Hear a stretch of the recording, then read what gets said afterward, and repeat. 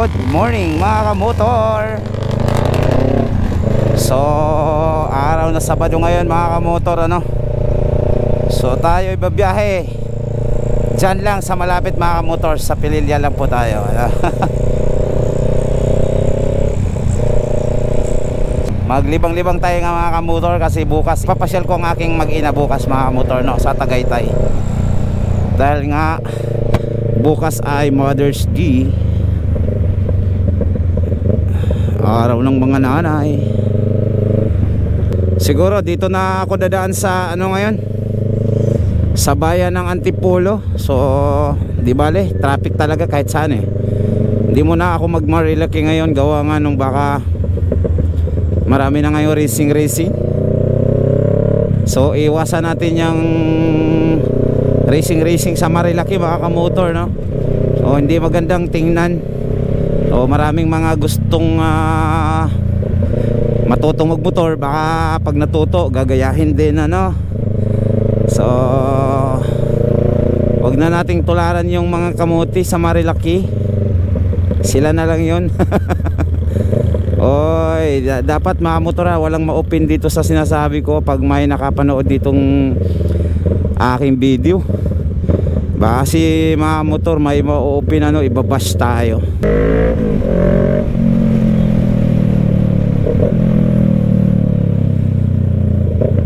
So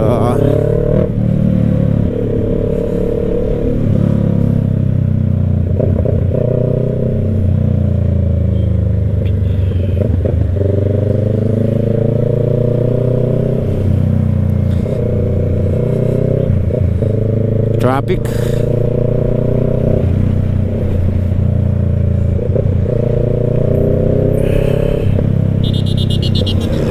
Pero pwede na sa mga ganito mga kamotor, no.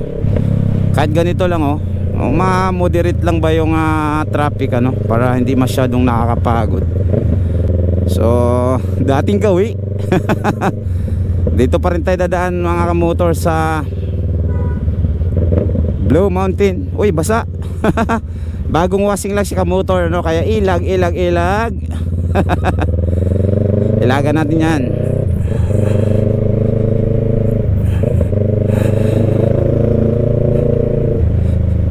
So dyan lang po tayo ngayon sa Pililya mga kamotor, no? Dyan lang po ako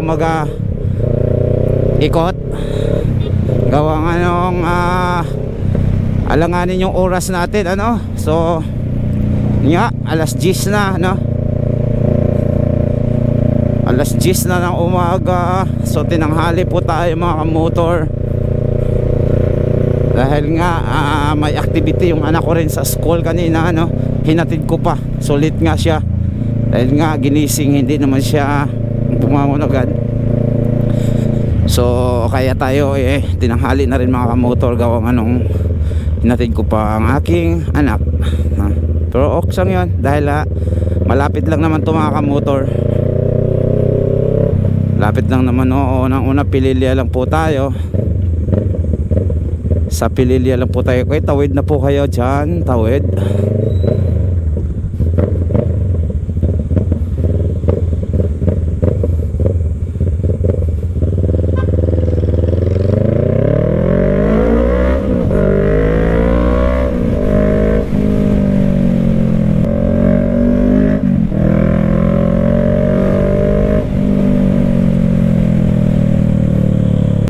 So pwede na ganito mga motor, no?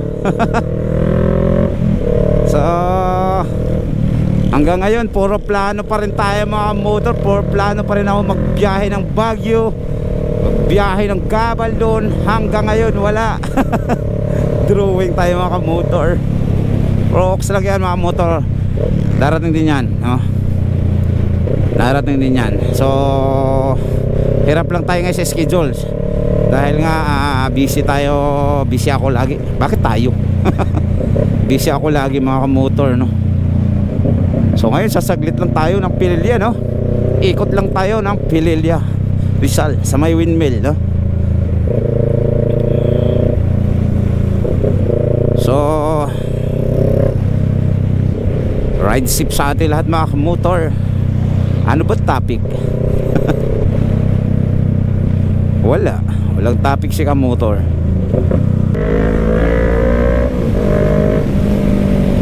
Yun oh, yun. Ito talaga ang gusto ko dito sa Versys 650 mga kamotor, no, pag ginagamit ko. Ang ganda ng riding position. Then dagdag pa mga kamotor, no, maganda naman dito sa Versys 650, naka-upright talaga siya, komportableng gamitin sa mga malayo, city driving, long drive, no. Napaka-komportable niya mga kamotor. Tapos ayun, yun nga lang, wala naman to siyang auto blip, walang quick shifter to mga motor, no. Pero meron siyang traction control. Yun lang po yung ating pinaka-importante. Cruise control, siguro di rin naman kailangan ko ng cruise control dahil sanay naman tayong pumiga mga motor, di ba?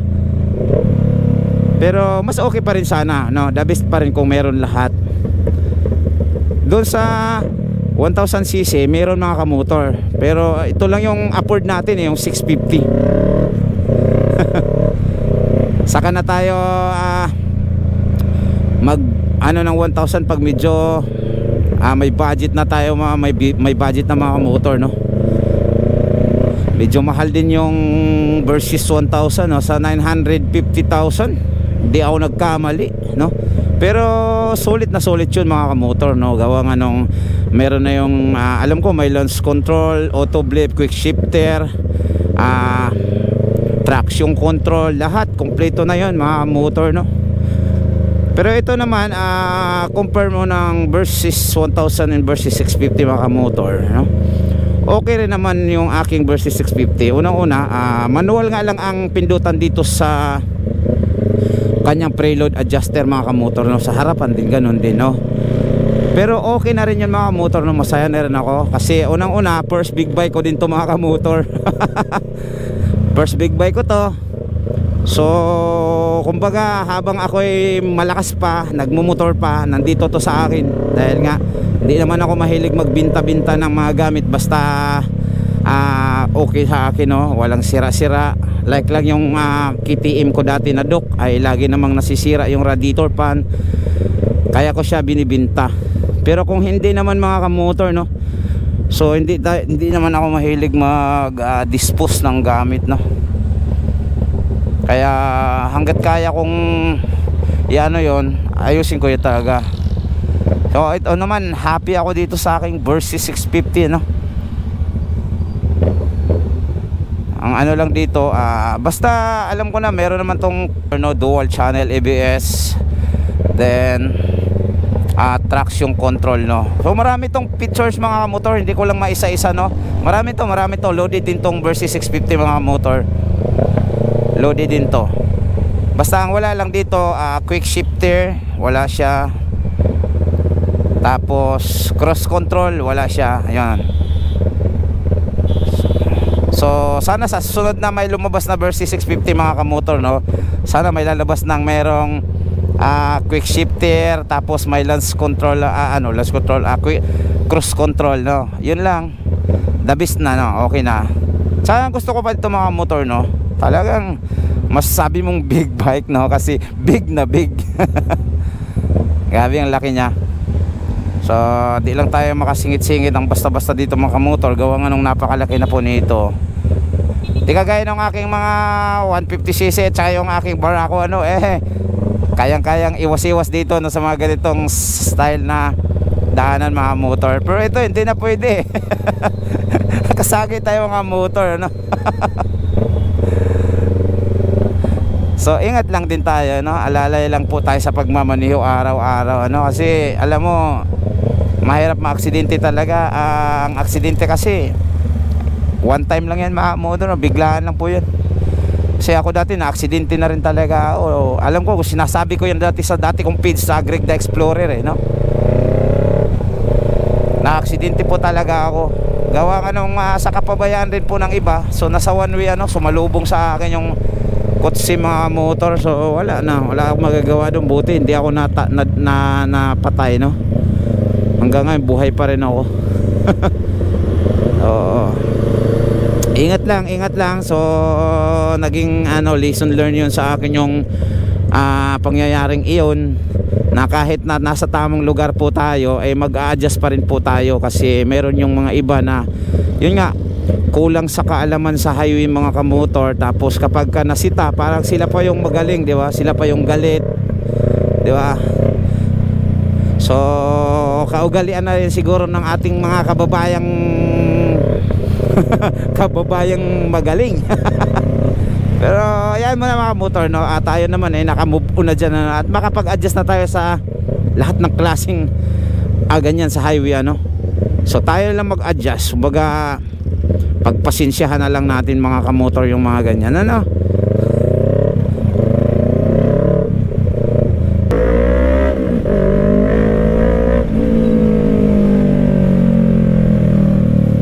Uy, ganyan lang sana, oh.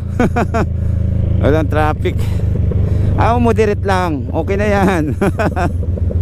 Minsan kasi nakakapagod din magmotor mga motor, no? Lalo pag kaya halimbawa sobrang traffic, di ba? Tapos sobra pa yung init, di ba? Kahit pa paano umuusad naman tayo mga motor dito tayo sa dalig. Uy, nako. Ano talaga pag traffic? Ay nako. Baon tayo ng mahabang pasensya sa kalsada mga kamotor. Huwag po tayong magbaon ng init na ulo. Kasi minsan ako mga motor, mainit din ulo ko eh. Minado na ako dyan eh. Pero syempre adjust natin yan, ano? Dapat hindi tayo laging ganyan. Ayun. Ay.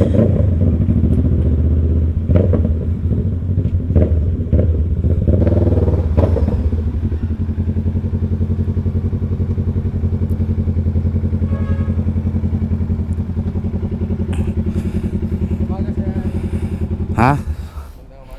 Gandang umaga. Pultang tayo. Racing. Ayan, mga 60. Ayan, 60 pesos. 860. Yun. May apps? Ay, wala. Sir, mag-download po kayo, sir, para makakaipon kayo ng points, sir. Pag every pakarga nyo, i-scan lang po namin yun. GoPro, ano tawagan? Go Plus apps. Go Plus. Sir, sa Play Store. Sige. Sige. Sayang points, sir, eh. Oo. Lalo malaki yung points. Oo. Okay sir, salamat ha.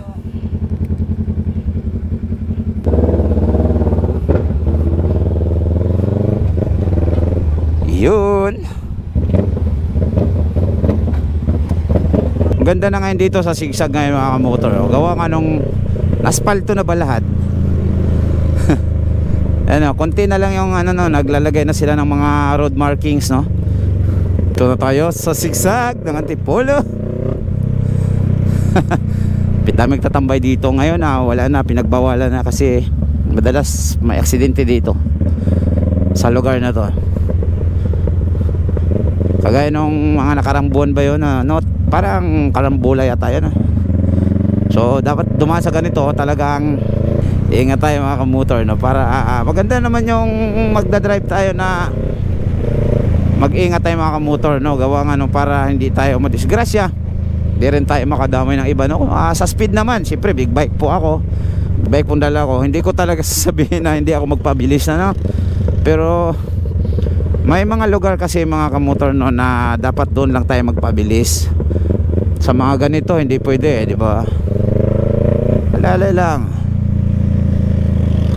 Kasi dito marami kasing siguro ba nalula lang yung iba, no? Mga baguhan dumaan dito.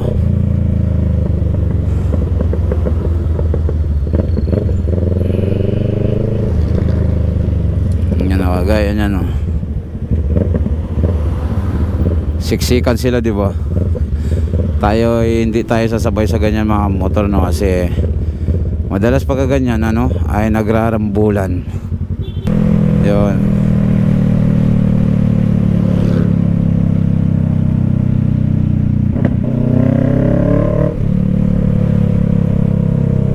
Isa to sa mga dapat ingatan dito mga motor pag dumaan po dito, no? Sa barangay May Iba sa Teresa. Kasi maraming nadidisgrasya dito. Madalas mga malaki sasakyan. Sabi ng bata, bomba. Tuwang-tuwa talaga yung mga bata dito sa mga motor, no? Yung mga bata talaga eh, no? Tuwang-tuwa sila sa tunog ng big bike.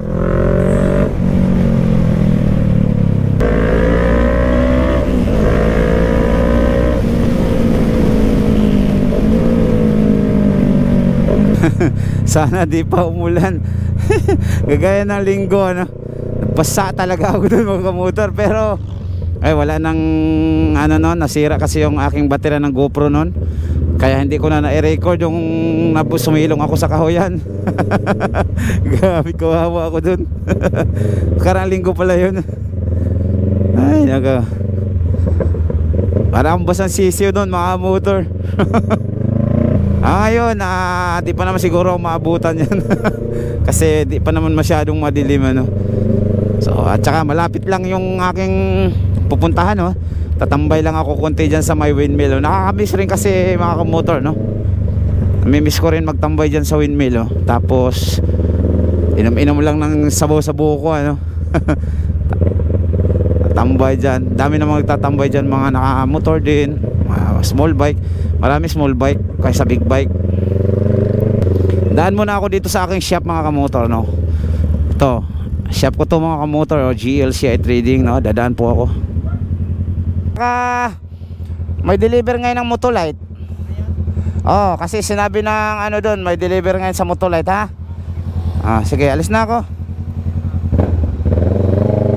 Wala pasok.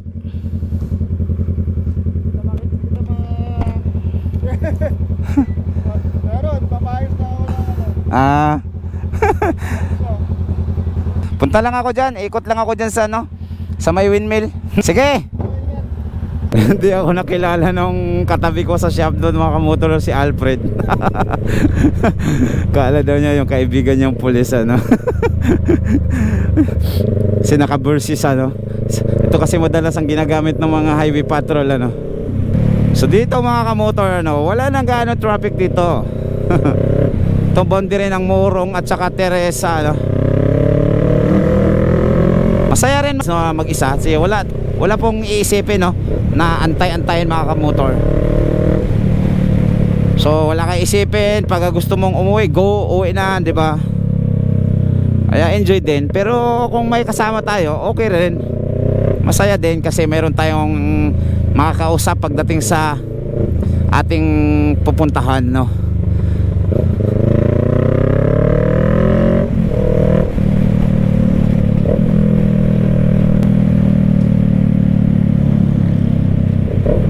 Medyo traffic dito mga motor, no, malapit sa eskwelahan.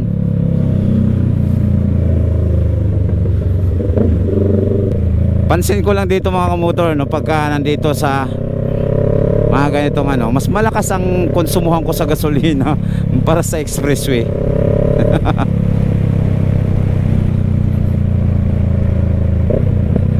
Siguro dahil nga maraming mga liko-liko, ano, syempre bawas. Minor ka, bawas na naman. Mas malakas sa gasolina kumpara sa expressway, tuloy-tuloy. Kasi ang ginagamit ko doon sa expressway, pag nagpatakbo lang ako 100 plus lang, ano. Tapos naka-maintain lang ako 60 para hindi masyadong makonsumo sa gasolina. Kasi pag babad ka doon sa mga Tresera, Cuartas, Quinta, malakas gasolina eh. Kaya yung style ko lang pagpatakbo doon eh, pangtipiran pa sa gasolina. Pero pag hatawan talaga itong mga motor ay talaga sigurado medyo kung malalim-lalim po yung bulsa nyo mga kamotor, no, pwede po kayong hataw-hataw sa big bike, ano.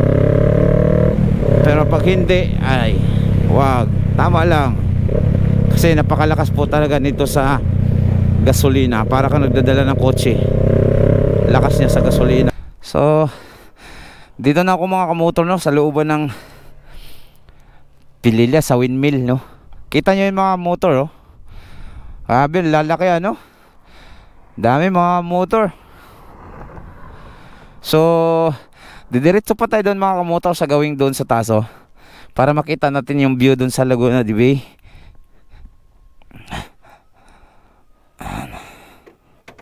So init ng upuan.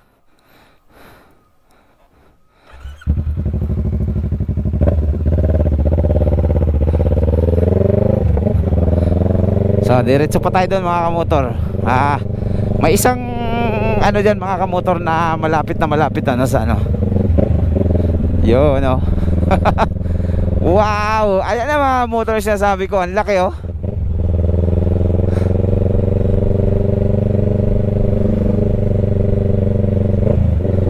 Yun oh, laki. So napakaganda rin mga motor oh. Ito isa, ang laki.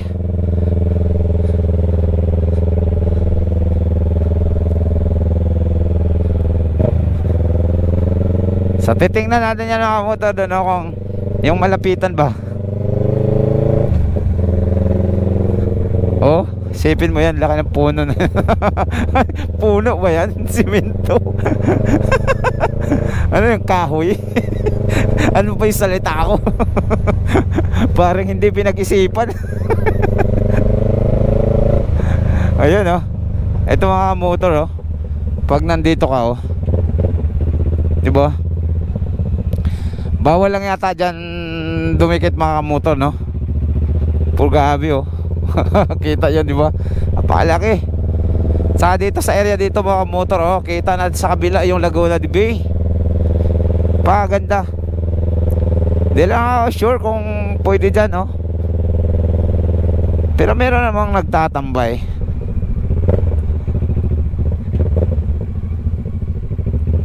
Pwede kaya dyan. Nakalagay oh, Paris Hub. Oh pwede. May kainan dito mga motor no. Sa area na to naglagay na sila ng kainan ano.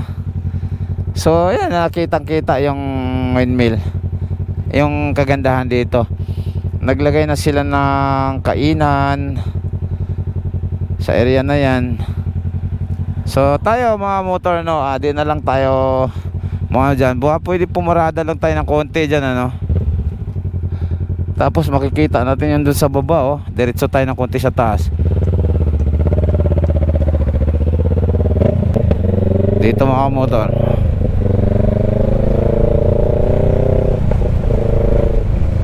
Ganda, ganda. Ayun, sa mga hindi pa pumasok dito sa My Windmill Pililya mga motor no. Ito na mga motor, itutur ko kayo no. Ito na siguro yung time na panoorin yung video ko. Di ba? Doon sa may bandang taas.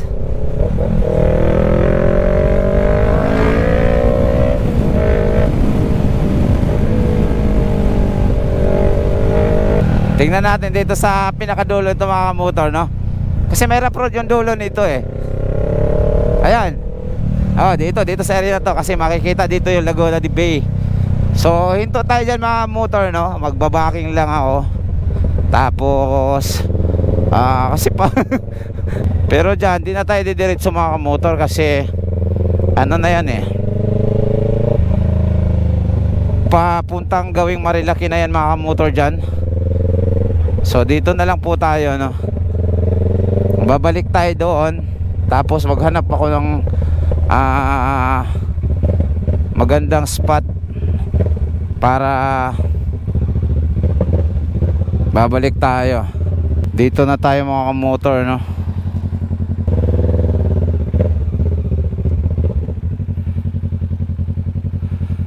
Yan, backing tayo.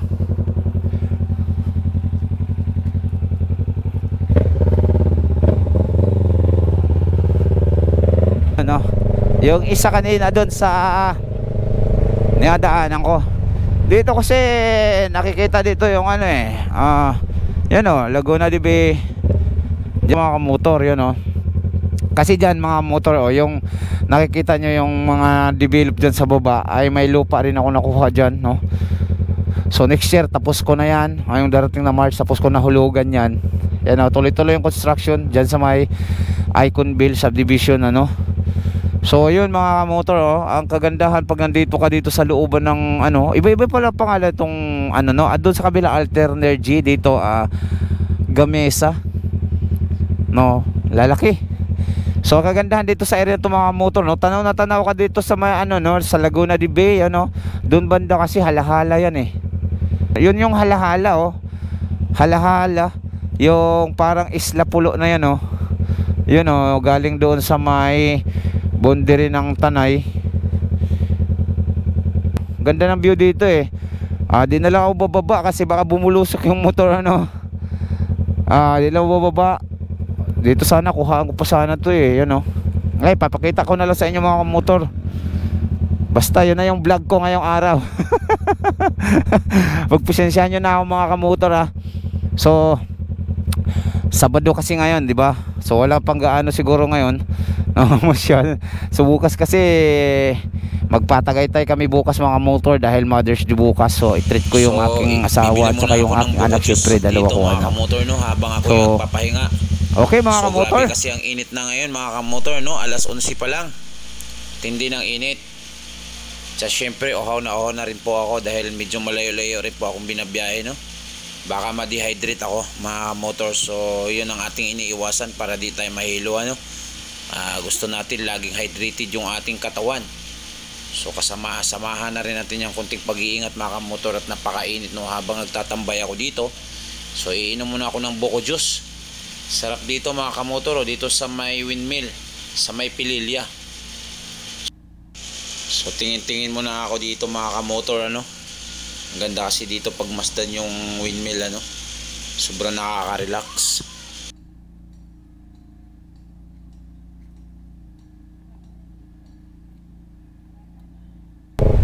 Okay mga kamotor, ako'y pauwi na dahil alas 11 na. No, 11:18 na. So uwi na ako mga kamotor no. Lubat na rin kasi yung baterya ko ng GoPro.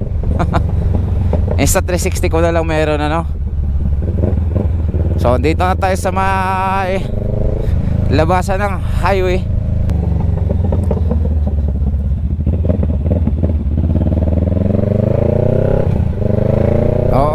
Okay mga kamotor,